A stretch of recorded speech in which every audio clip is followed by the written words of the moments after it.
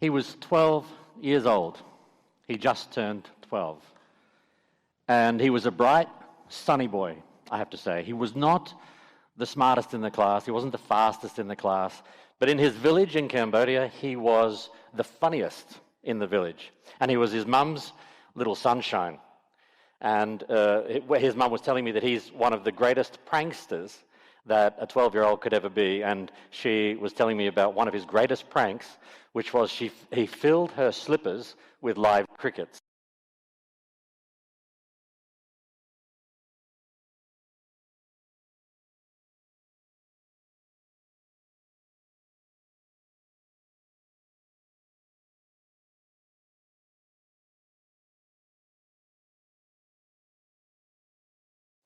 With a bullet hole here and this side of his head missing.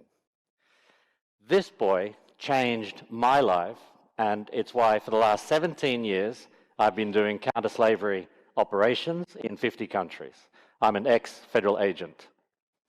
And in the time that I've been doing this, I was realizing, taking notes, there are some real problems with the way we solve these issues. Why did this boy have to die? What was going on in the way we deal with things in business and supply chains, for example, that ended up in this boy dying? He died for prawns.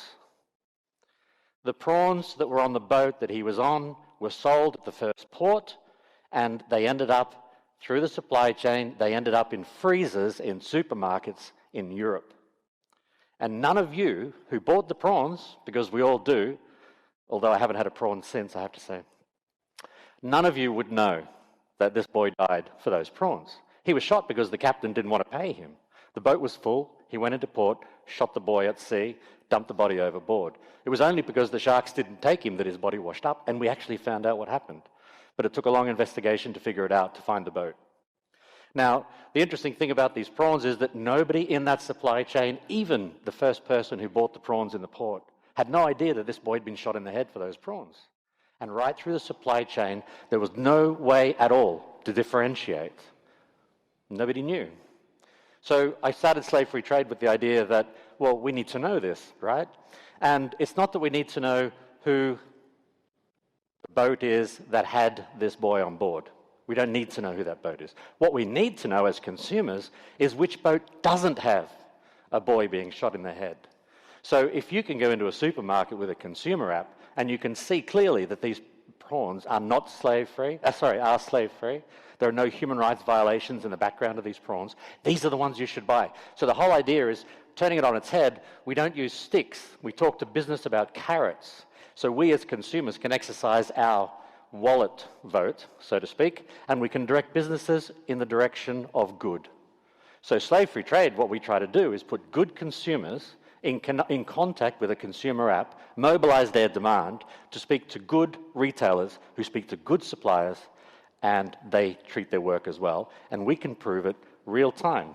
We speak to every worker in every workplace, and our platform identifies and maps every single workplace in a supply chain. Yesterday, we just mapped 12,000 businesses in a supply chain in a matter of 7 minutes. The technology is there. We developed it over the last 2.5 years. I don't know why it didn't happen earlier, but I'm glad it has happened now. Now, my time is running out, but what I would like to convince you is that you need to mobilize this demand. And it's not just you as a consumer, there's also public procurement. And if any of you have any connection with anybody who's a city council, a university, a city, a government, any level of public procurement, they are the world's biggest consumers. If business is going to move on this, and business is very slow to move on this, procurement, professional demand and amateur demand needs to be added together to get business going in the right direction. 2,500 businesses we've contacted. How many do you think wanted to become human rights compliant?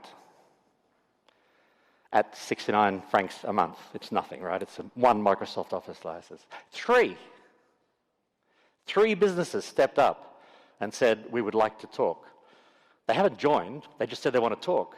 All the rest of them either ignored us, said they're not interested, or they said, nah, we're okay. We joined an initiative. We also fund that initiative, by the way, and that initiative gives us a certificate, so that's great. You know, there's an awful lot going on in supply chains that we don't know about. One of the things we need to do as consumers is go out and change that. So in the summer, there'll be a consumer app. You can see these products and you can take a full human rights journey down the supply chain. So this is my message. Thanks.